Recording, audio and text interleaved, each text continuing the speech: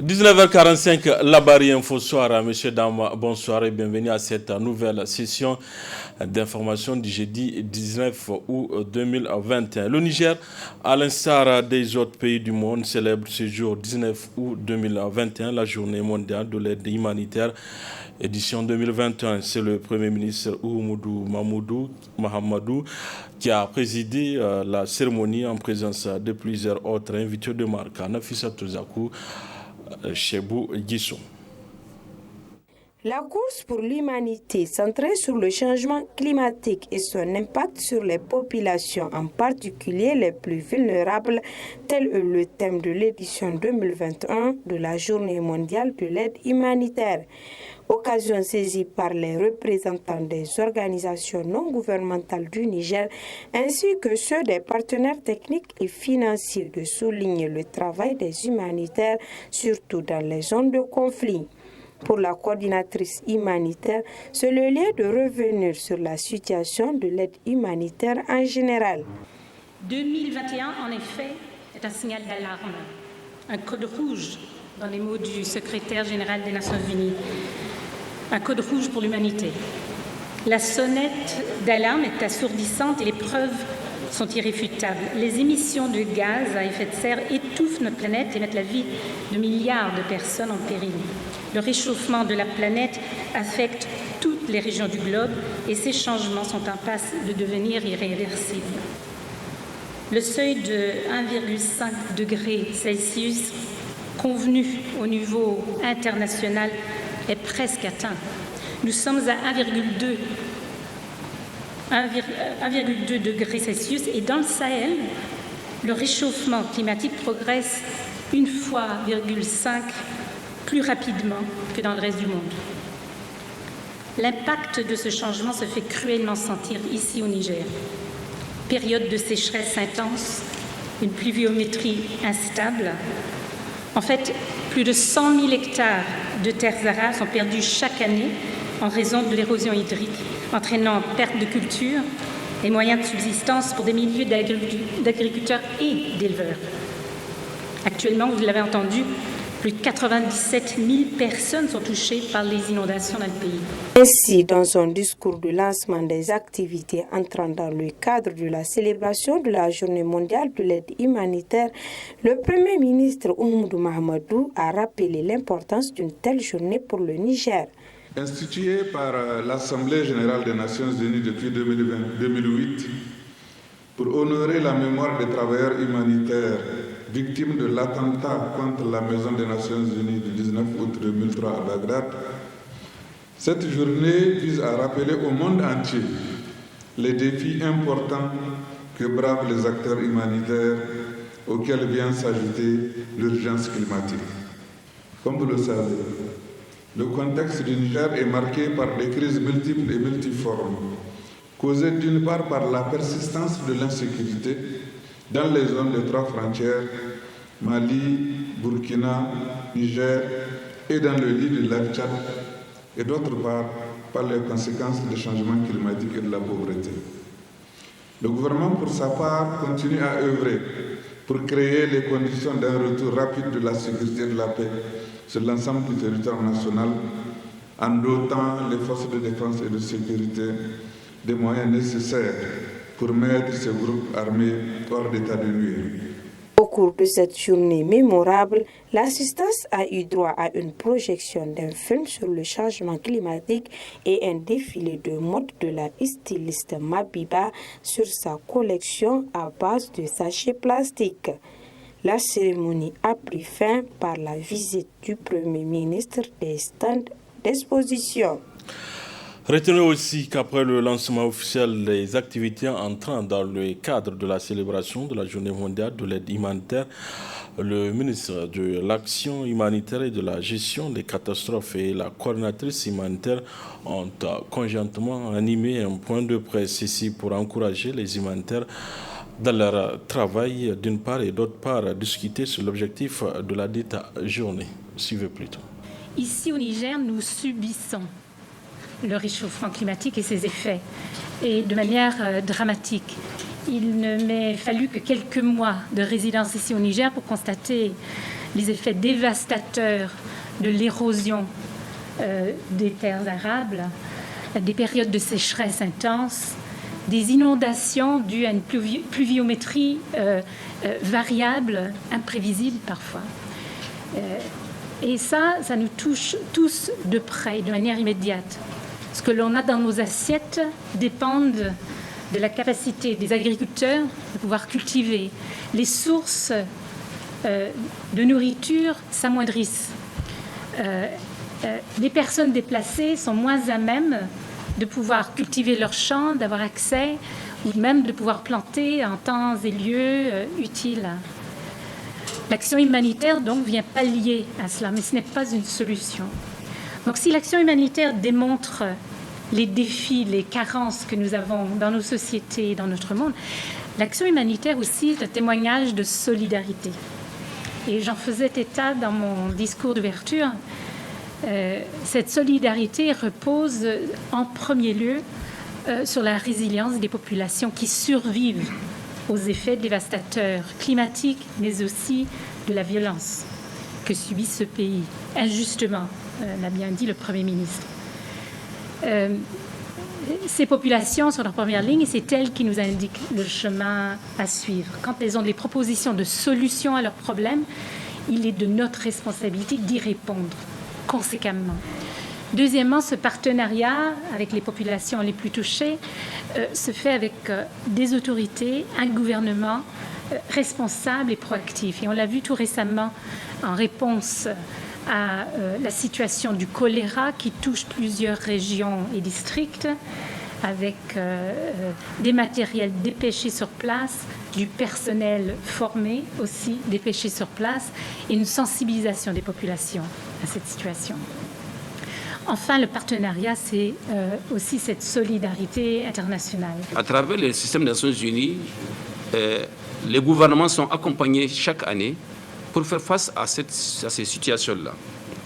Au Niger, nous comptons aujourd'hui à peu près 320 000 personnes déplacées internes, les Nigériens qui ont quitté d'un point A à un point B, malgré eux, et plus de 210 000 réfugiés, dont 65 000 Maliens et 150 000 Nigériens.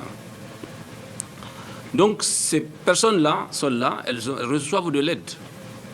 Elles reçoivent de l'aide du gouvernement, mais aussi de l'aide des partenaires techniques et financiers et de la communauté humanitaire dans son ensemble.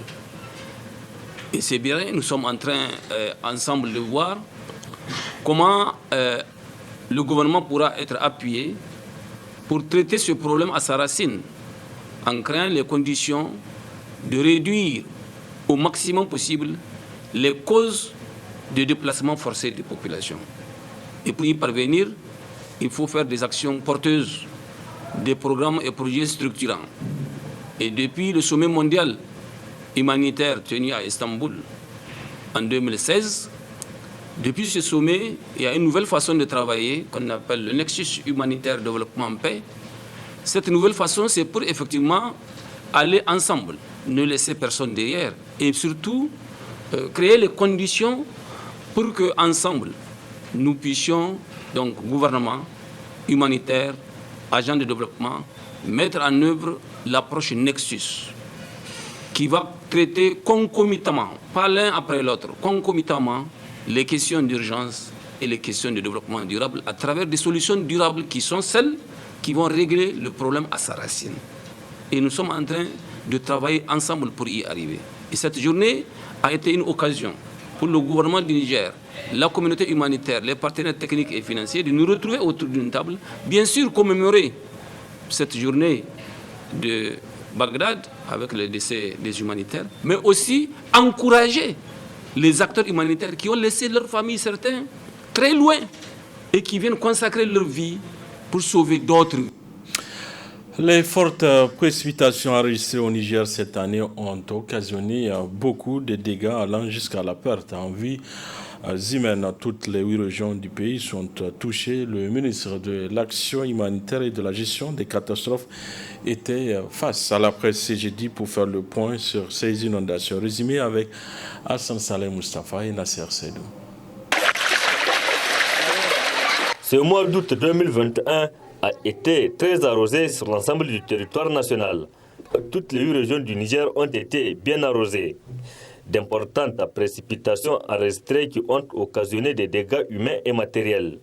Ainsi, à la date du 16 août 2021, toutes les 8 régions du Niger sont touchées. Au total, 11 428 ménages sinistrés ont été recensés, affectant 97 573 personnes. 6 827 maisons effondrées avec malheureusement 57 personnes décédées. Des animaux emportés, des aires de culture inondées et des infrastructures routières endommagées. Bref, les dégâts sont énormes. Le ministre de l'Action humanitaire et de la gestion des catastrophes fait le point. Nous avons 11 428 ménages qui sont sinistrés au Niger, totalisant 97 573 personnes. Nous avons enregistré 6 827 maisons qui sont effondrées. Malheureusement, nous avons aussi enregistré 57 décès. Également, nous avons perdu des animaux. Nous avons perdu 1211 petits ruminants, donc les chèvres et les moutons, c'est ça qu'on appelle petits ruminants. Nous avons également perdu 155 gros ruminants. Au niveau de l'ensemble du pays, on a 139 latrines qui se sont effondrées, 30 classes. Nous avons également enregistré 2958 hectares de cultures qui sont inondées, donc dont les productions sont hypothéquées, 60 puits qui sont effondrés, 120 greniers, les greniers à 1000, les greniers à Oignon, donc qui sont complètement détruits, 23 mosquées, 4 forages et 6 routes endommagées. Selon le ministre de l'Action humanitaire et de la gestion des catastrophes, Lao Magaji, le gouvernement, avec l'appui des partenaires, a pris toutes les dispositions pour reloger tous les sinistrés riverains du fleuve Niger recensés qui sont des victimes répétitives des inondations sur un nouveau site dans le 5e arrondissement communal de la ville de Niamey. 1757 parcelles ont été mises à la disposition des autorités par la ville de Niamey afin de les attribuer aux bénéficiaires identifiés. Nous avons reçu un appui de la ville de Niamey qui nous a annoncé donc des parcelles que le gouvernement a décidé de donner gratuitement aux ménages qui ont été impactés en 2020 à Niamey. Nous avons 1754 parcelles qui ont été aménagées de 200 à 250 mètres carrés au niveau du site enseignant-chercheur. Ces parcelles vont être très rapidement mises à leur disposition et les partenaires, à travers la Banque mondiale surtout, qui, à travers le mécanisme de réponse immédiate MRI, a mobilisé près de 22 milliards de francs CFA. C'est un projet qui est rattaché au cabinet du Premier ministre, qui a donc pris les dispositions à l'intérieur du pays, comme ici à Niamey, pour pouvoir donner des abris, en tout cas pas des abris définitifs, mais des abris de fortune, pour permettre à ces gens qui vont avoir leur propre parcelle de s'installer provisoirement, d'installer provisoirement les tentes et autres, afin de construire par leurs propres moyens. Le ministre Lao Magaji a pour finir réaffirmé la ferme détermination du gouvernement de veiller à ce que les sites inondables des rives du fleuve Niger ne soient plus occupés comme dans le passé. Ces sites seront d'ailleurs aménagés pour d'autres fins utiles, a-t-il déclaré. C'est pourquoi les autorités demandent la collaboration des concernés pour réussir le projet. Par rapport au terrain qu'on va lui récupérer. Les députés nationaux ressortissants de la région de Tillabéri ont rendu public cet après-midi une déclaration à l'Assemblée nationale. Cette déclaration est relative à la situation sécuritaire délétère qui prévaut dans la dite région. Ismaël Moumouni, Nasser Sedou pour le résumé. Agressions armées le plus souvent effectuées à moto ont fait des centaines de morts civils et militaires ainsi que de nombreux blessés et déplacés internes à Tillabéri. Une situation qui préoccupe à plus d'un titre les députés de la région qui brossent ainsi la situation. Dans l'intervalle d'un mois, 98 civils et 19 gendarmes ont été tués dans les départements de Bani Bangou, Torodi et Abala. Le drame le plus récent a eu lieu le lundi 16 août à Darédei au cours des travaux collectifs dans les champs où 37 civils ont été exécutés, dont 4 femmes et 13 mineurs. On dénombre également 4 autres femmes blessées. L'heure est grave. Pour votre information, 92% des 409 écoles fermées au Niger pour cause d'insécurité sont dans la région de Tillabéri. Les populations sont traumatisées et ont le sentiment qu'elles sont abandonnées à leur triste sort. Il est grand temps de jeter un regard rétrospectif pour mieux scruter les actions à venir. En effet, toutes les mesures prises dans le cadre de l'état d'urgence ont eu des répercussions économiques difficilement supportables par les populations. Face à cette insécurité résiduelle, les parlementaires ressortissants de Tillabéri recommandent au gouvernement de prendre toutes les mesures nécessaires pour renforcer de sa présence sur le terrain pour davantage protéger et sécuriser les populations et leurs biens, de renforcer les renseignements de tout ordre, de faire agir avec promptitude les FDS et en particulier les interventions aériennes, de rendre effectives les mesures d'accompagnement aux populations afin d'atténuer les impacts de l'état d'urgence, de poursuivre les efforts pour le retour des populations déplacées dans leurs villages respectifs. Les parlementaires de cette localité attendent instamment la levée des mesures de l'interdiction de circulation de motocyclettes tout en encourageant le gouvernement dans ses efforts en vue de l'instauration de la sécurité et de la paix sur l'ensemble du territoire national. Cérémonie de clôture hier soir de la deuxième session du camp de leadership et de mentorat initié par la cellule nigérienne de jeunes filles leaders. C'était à l'hôtel Noun de Niamey en présence de l'épouse du Premier ministre qui représente la première dame, Boubacar Ibrahim et Nasser Seydou.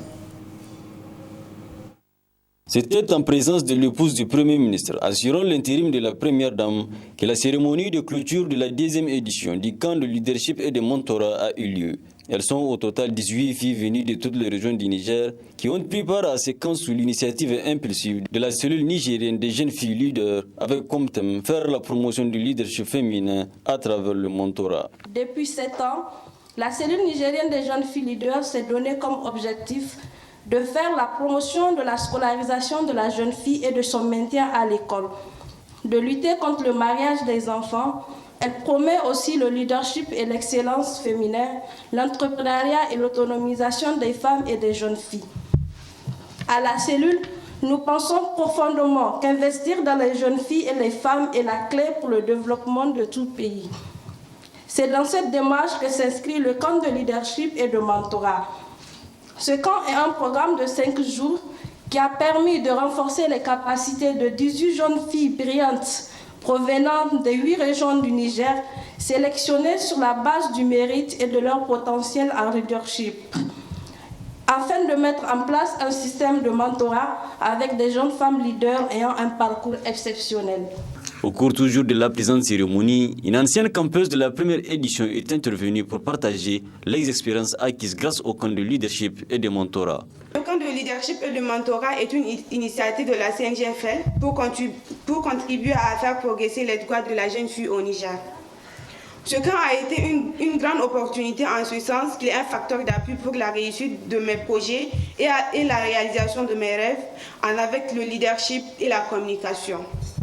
Ce fut aussi un moteur qui m'a aidé à exceller dans l'académie à travers ses différents paramètres. Les 2 ans d'expérience du mentorat m'ont énormément orienté, coaché et formé. Cela a également renforcé mes capacités en communication, engagement social, confiance en soi, à la découverte de plusieurs femmes leaders nigériennes modèles inspirantes. Notons que toutes les participantes à ces camps ont reçu des cadeaux et des attestations grâce à l'accompagnement des collaborateurs et les mentors. Ceux qui se sont les plus démarqués pour leur engagement ont reçu des trophées.